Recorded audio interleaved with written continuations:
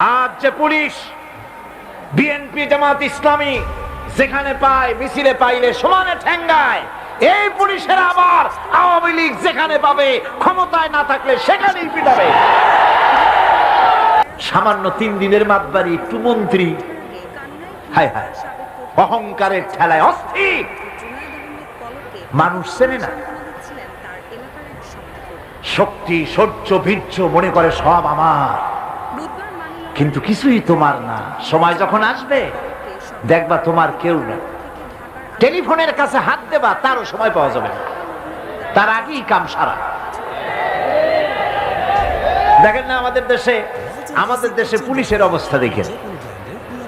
পুলিশেরা এরা মন্ত্রী যখন আসে খুব ফিটফাট হয়ে মন্ত্রীকে সেলুট মারে, হাত দিয়ে একটা মারে, পাও দিয়ে আর একটা মারে।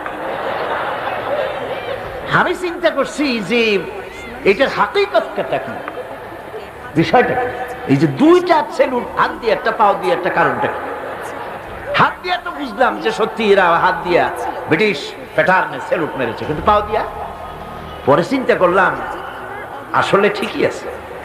তার মানে হলো এর হাকিকত হচ্ছে যতদিন মন্ত্রী সাহেব এই সরকারের আইন মেনে, এই সংবিধান মেনে বাংলাদেশের স্বাধীনতা, স্বাধীন অস্তিত্ব, সার্বভৌমত্বকে মর্যাদা দিয়া যতদিন চলবেন এরকম মারব।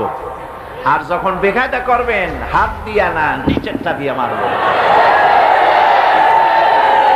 কথা ঠিক কিনা কন?